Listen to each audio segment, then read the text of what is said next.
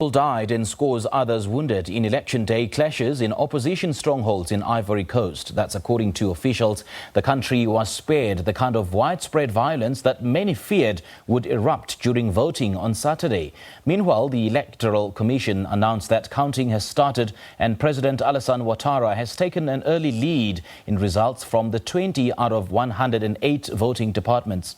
The country went to the polls yesterday despite opposition calls for a boycott and weeks of clashes.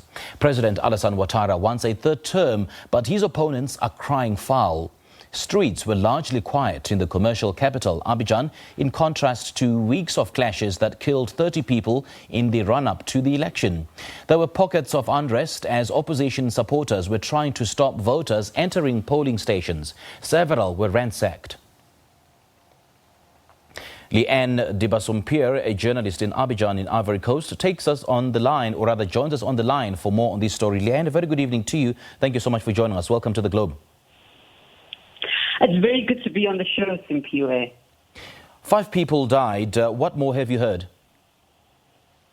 Well, those are the preliminary figures that we've heard from the mayors of 2 different towns so far. We haven't had any more news from the national government or from the police as yet. But speaking to local authorities, they confirmed those figures, as well as scores others who were injured yesterday during the vote.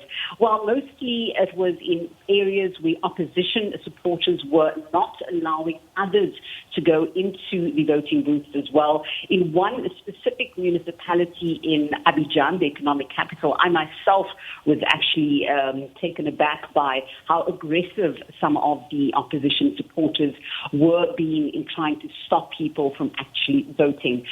The results are coming in very slowly. We had hoped to get an idea of how far or even a winner by this evening. There were some talks of vote counting terminating this evening, with results coming through early hours of this morning. But I've just come back from the Electoral Commission headquarters, where they've suspended the announcement of the vote count until 1 o'clock tomorrow afternoon.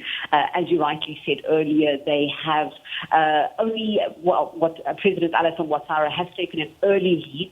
It's gone up a little bit from the 20 districts that you mentioned. There are 26 out of 108 districts that have their results have been released.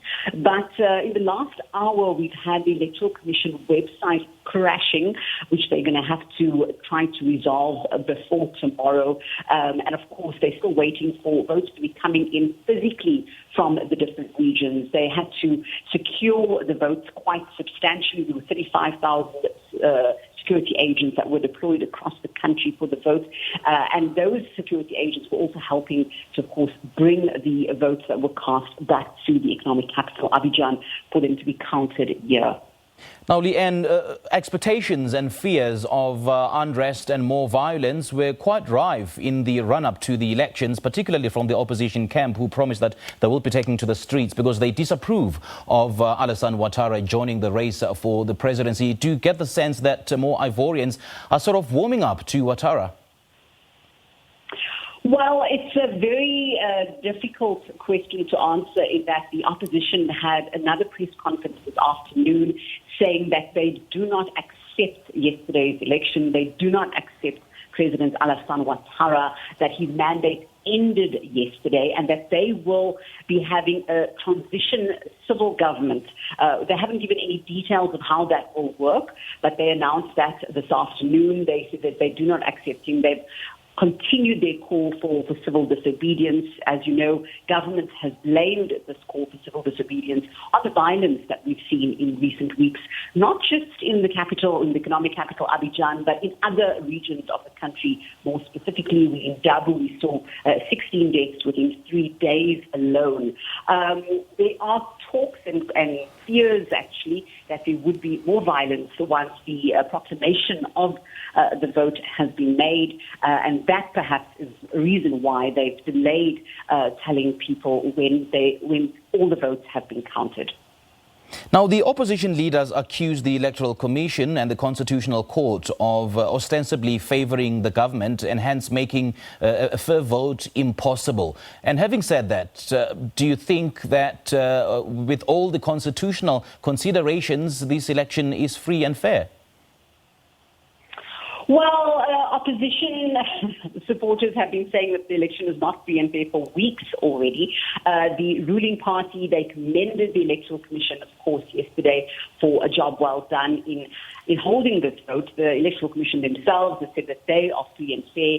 They had all the elements necessary to have a legitimate free and fair vote, which was the fact that they had at least two candidates. Even though there were four candidates on the ballot paper, two had, of course, asked their supporters to boycott the vote. The second thing that they had were electors, people that could vote for the candidates on the ballot paper. And then, of course, the third thing was the electoral materials that they needed for people to be allowed to vote. They said that there were some 10,000 electoral observers from the region, internationally, civil society organizations, churches, local community groups. And that also adds to the legitimacy of the election as well. Indigo, which is a local organization, they had a press conference earlier today giving their preliminary report on the election. They said at least 23% of the bureau, voting bureaus that they visited, or polling stations in plain English, were not fully equipped. They also gave some details about participation, which they said was, very low, around 10% in some of the polling stations that they visited.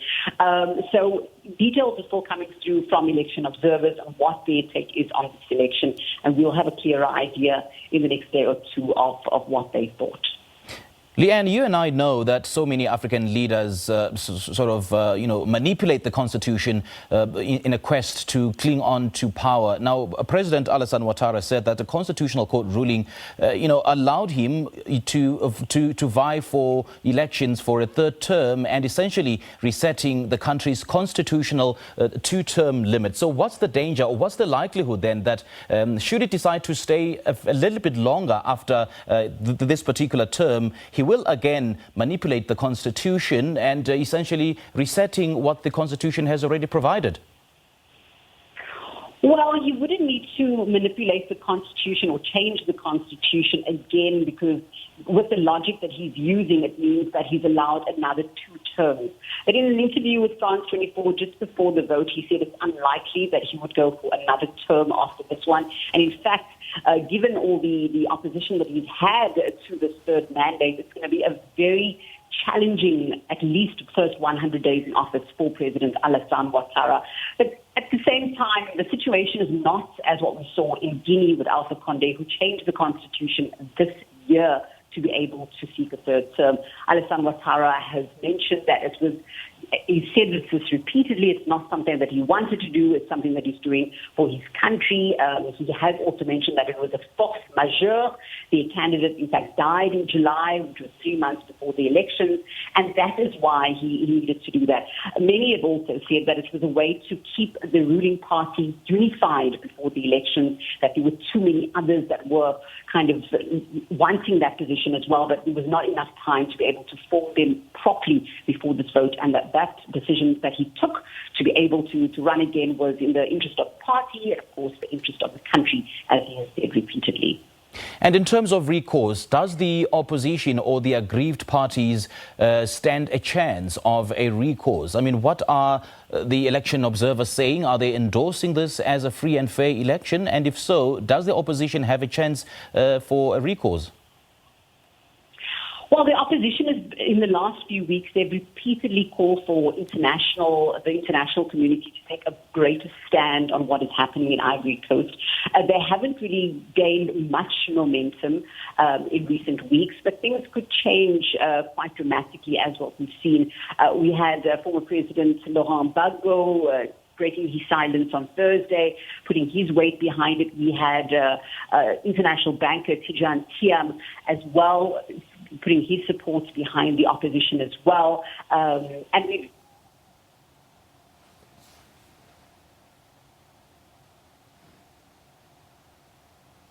Leanne, are you still there?